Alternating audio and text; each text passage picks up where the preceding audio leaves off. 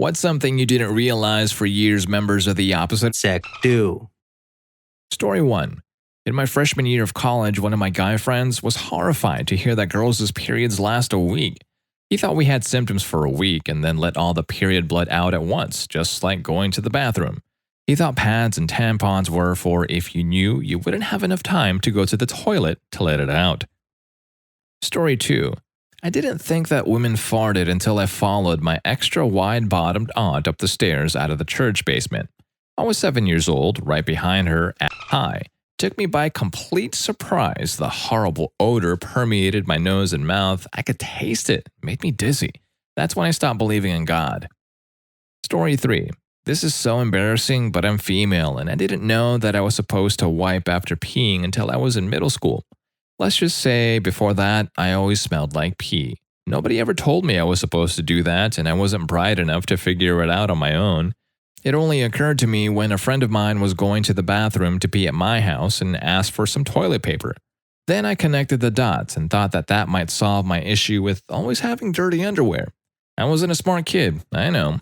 No, my parents didn't teach me that, at least I don't remember them teaching me that while potty training. And they're not religious, but they are really uptight. All I know about sex and my own body now, I had to learn on my own. Hell, once I asked my mom to buy me tampons because I was done with how messy pads are, and she told me no because those are for old ladies. And I also asked her plenty of times while still underage to take me to a gynecologist, and she never did. Once she made a weird comment about trying to find a gyno who wouldn't break my hymen while checking me down there. So yeah, you can guess what kind of type of education I had. Story 4. I thought girls came from emotional boys. When I was young, my parents threatened me with castration whenever I acted emotionally. They would say something along the lines of, "If you don't stop crying, then we'll cut your balls off and turn you into a girl. Do you want that?" Harsh, but it was pretty effective, on me at least.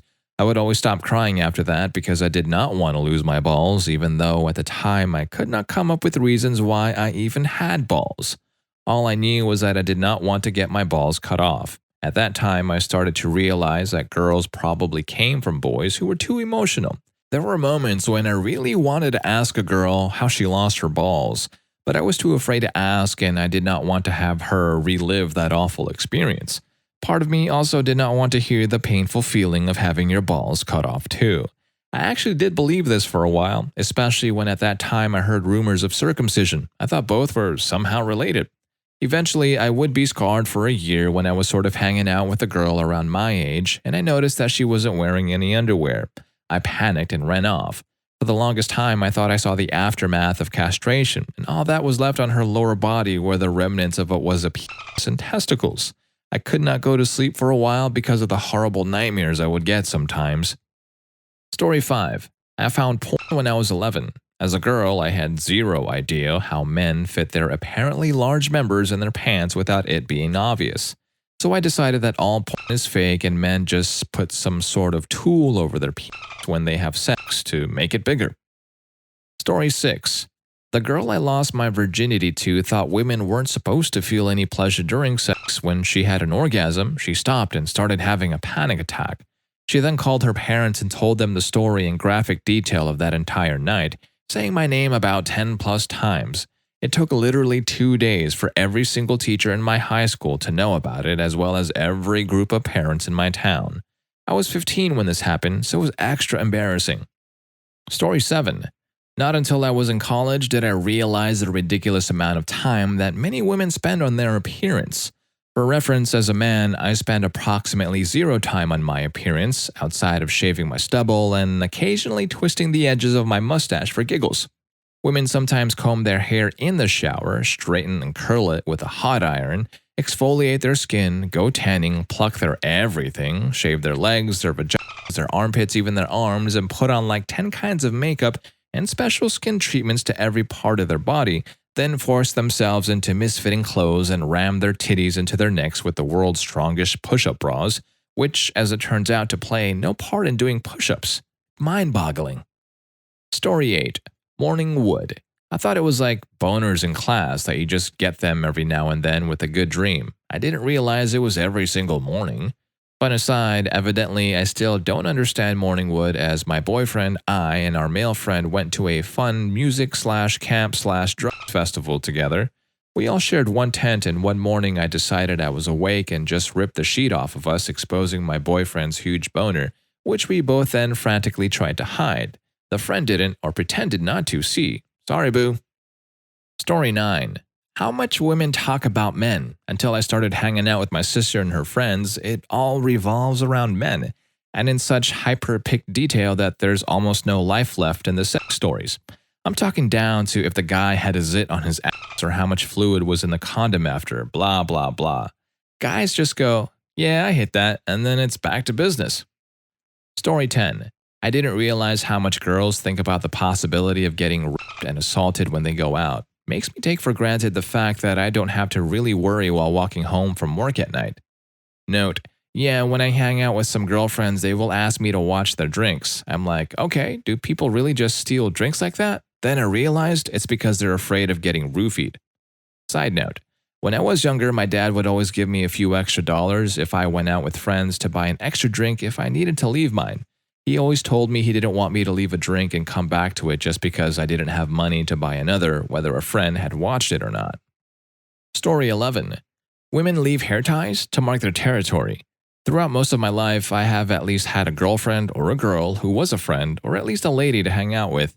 I have not necessarily had hair to tie up, but I have had a constant supply of hair ties in my house. I didn't think much of it because, well, they're fun to flick around. I have been dating my current girlfriend for 3 years, and one day, after finding a pile of hair ties on my dresser, I politely asked her, "Why are all these bobby pins here?" She proceeded to tell me that she was marking her territory. That's when it hit me. My whole life took a new perspective after that day. Story 12. Whipping after they pee. Let me explain. When I was a child, my cousin said I shouldn't pee on trees because there's nothing to wipe with. I promptly told her that people only need to wipe when they poop, and since I clearly wasn't pooping, I didn't need to wipe. 10 out of 10 logic would write a thesis. Fast forward a few weeks and the same cousin gets a yeast infection. My understanding at the time was that she just caught the yeast, or whatever people do when they get sick. Turns out she took my sage advice to heart and hadn't wiped when she'd peed for months, and that apparently causes issues with the lady bits. Fast forward to last year, and drunken me, whilst watering a tree the only way a man can, pieces all of this together. She needed to wipe when she pees because she was a girl. Girls wipe when they pee. Thanks for listening to my TED Talk. Story 13. This wasn't me, but an acquaintance. She thought that simply sleeping in the same bed with a male was enough to coax the sperm cells out of the penis, which would then somehow make their way across the sheets, up a woman's leg, and into her vagina, making her pregnant. This all came to light when several of us went camping, and she insisted that even though we were all in sleeping bags, we were much too close together. She was in her 20s. Story 14. A little background. I'm a 16-year-old male whose school has a terrible sexual education program. Well, until last week, I didn't know girls had different holes for different jobs. I was watching Orange is the New Black, and I saw the bit where the transgender woman was showing a diagram of the female nether region. This led me to do my own research, and lo and behold, women don't pee out of their vagina. I guess that explains how the urine doesn't waterfall or contaminate the baby. And my mom saw my diagrams Google search, so that was a weird conversation. Story 15. That testicles have an idle animation.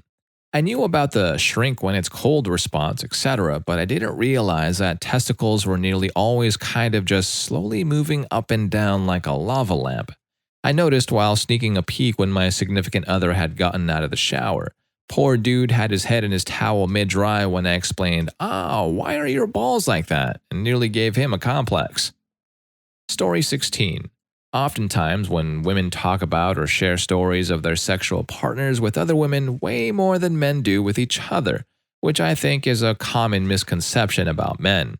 At least in my experience, guys will use innuendo or keep it vague. Yeah, man, she was pretty wild. Whereas I've known women to get very specific, even graphic. After our breakup, I learned my ex shared some pretty revealing details of our sex life with their friends. Nothing derogatory or even anything I had a problem with them knowing. I was just surprised. Story 17. Strangely enough, it has to do with clothes shopping.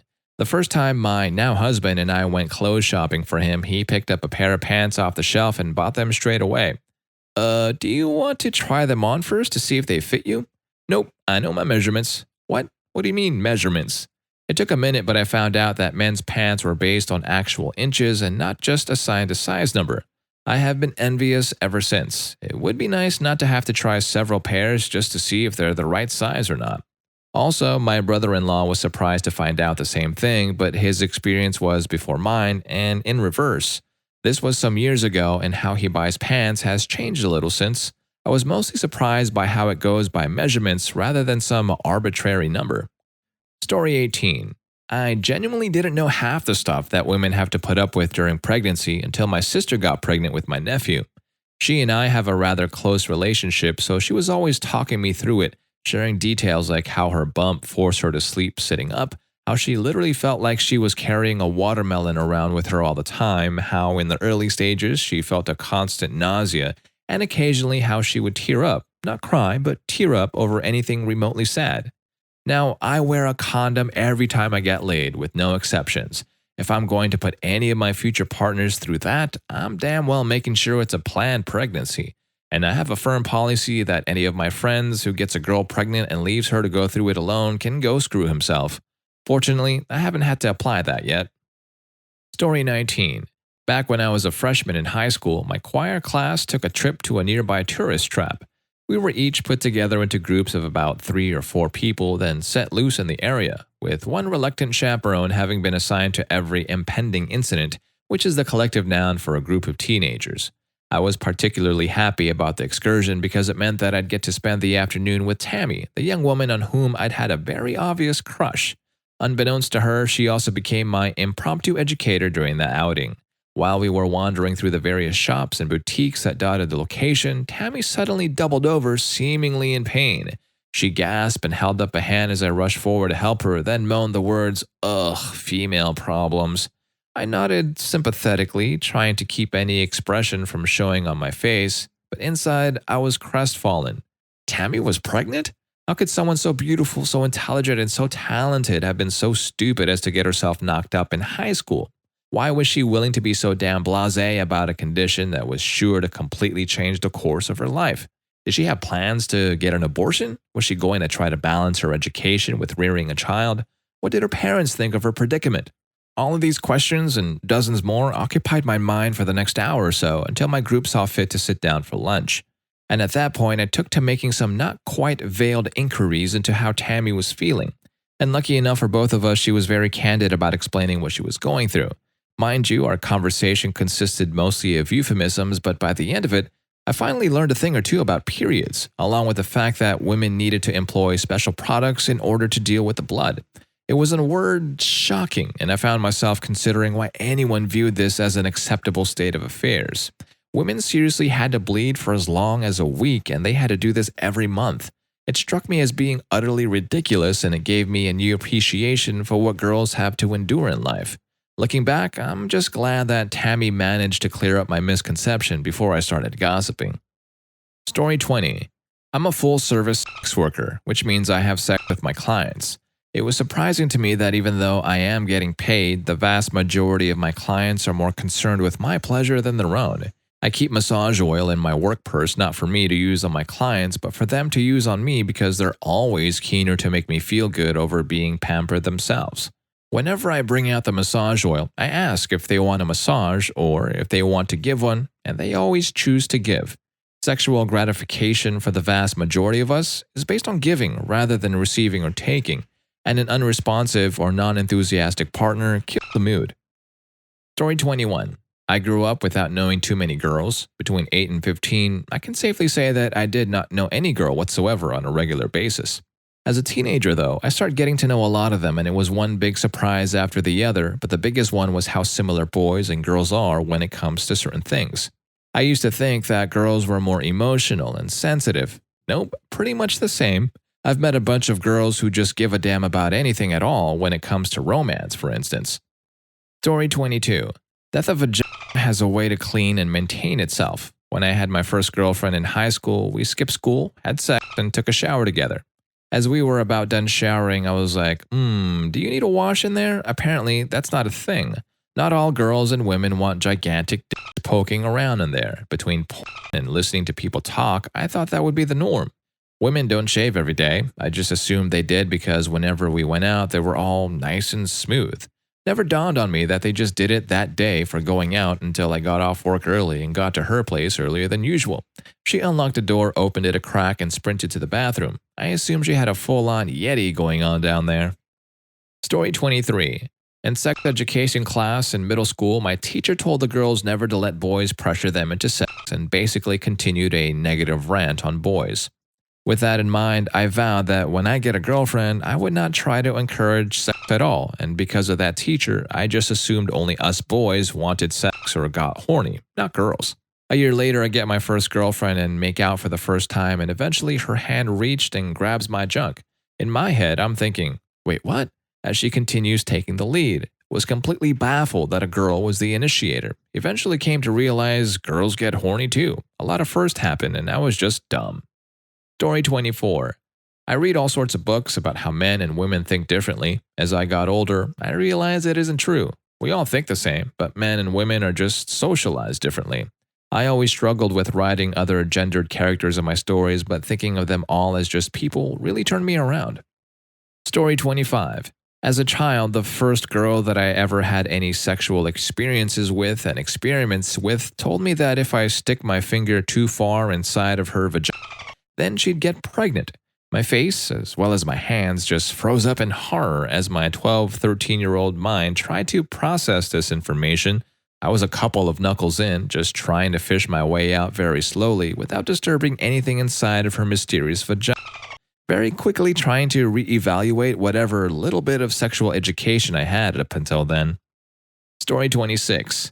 Non-sexual example here. Women apparently have stronger connections between the two hemispheres of their brains than men do, which is why women are able to, amongst other things, describe their emotions and how they're feeling better than men can.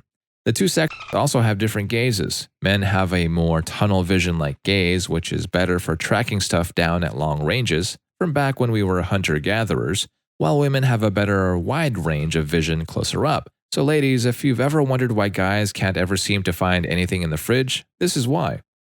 Story 27. I worked with a 25-year-old gentleman, let's call him Paul because that's his real name, who believed every woman in the world had their period at the same time.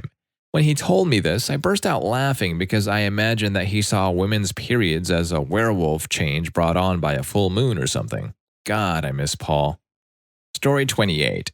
This is the exact opposite of the question, but it's hilarious, so I figured I'd post it anyway. In college, I had a friend who said that one time he had sex with a girl and she jeweled all over the place. I'm a girl and I was completely baffled. He went on to elaborate that when some girls come, they expel little jewels out of their vags just like squirting. I told him he should probably get checked because that stuff ain't right. So, to sort of answer the question, my friend thought that jewels came out of girls' vaginas until he was 19. Story 29. For years, I thought women wanted to hear that they looked better without their makeup until I realized women almost seem to think of beauty as a learned skill instead of an inherent quality, and that fashion and makeup are appealing to them because it's something about their appearance that they have full control over. Now, when I hear a guy claiming makeup disgusts them and they think their crush or flirt target wants to hear they look better without it, it sounds desperate and like they don't actually understand or like that woman's femininity. It sounds like they're basically saying, you did all this hard work for nothing, and women would rather hear that it was worth it and that all that hard work was appreciated. I'm sure I'm getting something wrong in this. I've never really shared this thought or realization with anyone, so I don't know how accurate it actually is. Story 30. Girls notice the weirdest things about dudes. For us, it's like, oh, she has big boobs and a big ass. I'd let her sniff my wiener. For girls, it's like, he's super cute, but the space behind his ear before his hairline is really wide, so, I don't know about a second date. And all the other girls nod in agreement. Story 31. My first girlfriend was astonished to discover that I could move my erect penis without touching it. Think muscular contraction, not an actual movement. Even when it's not erect, if you contract the muscles around here, it gives it a soft motion. When erecting, a bit less soft, but yeah, she got scared so much and thought my was possessed for a solid 5 minutes. I played along.